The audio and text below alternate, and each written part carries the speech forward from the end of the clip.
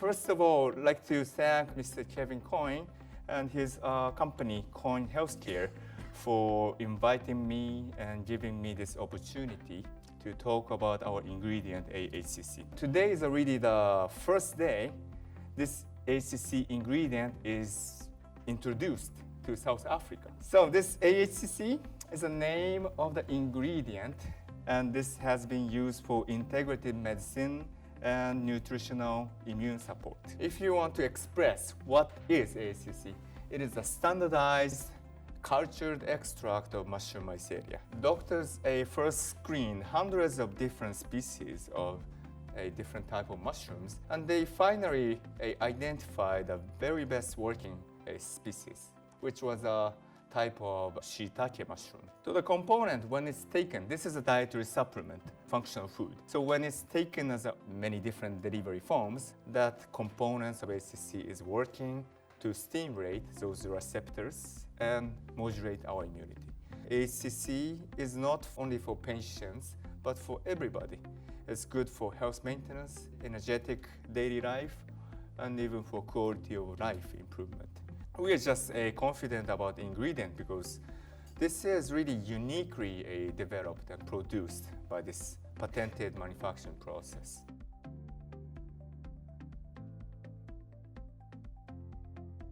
So, good morning everyone. This is my second visit to South Africa and to your beautiful city and to your beautiful country. And I look forward to many such exchanges in the future also. I don't need to express more about inflammation because all the research has shown that inflammation is the leading cause of all major diseases. Do we have a simple, safe option to control inflammation other than taking drugs? Does food contribute to having a beneficial role? Yes.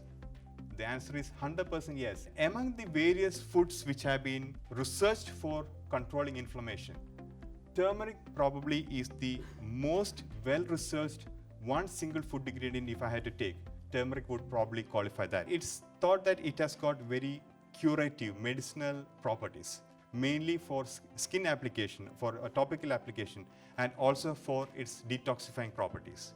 Turmeric rhizome mainly contains curcuminoids. Out of the curcuminoids, the main active curcuminoid is known as curcumin, and found that when you combine essential oils of turmeric with curcumin, there is a sudden increase in the bioavailability. The AR turmeron rich essential oils of turmeric significantly improves the bioavailability of curcumin in oral intake. That led to the development of our product called BCN95, and we found that after taking BCN95, the blood levels of free curcumin was 7 times more than what you get from the regular turmeric extract. Not just that, it also retains in the blood for more than 8 hours, even at significant levels post-drug. We saw that depression or stress is a major contributing factor for inflammation. That's the reason why we also had a focus on brain-related disorders. Why? Because the major limiting factor for any brain-related drug is the poor bioavailability. Curcumin freely crosses the blood-brain barrier. You just need to take curcumin and make it bioavailable in the blood. It will reach the brain. And that's the reason why curcumin is known to be having potent antidepressant activity. We are always doing further research to have more clinical documentation of our products. That's why we want to show only the studies that we are done with our product.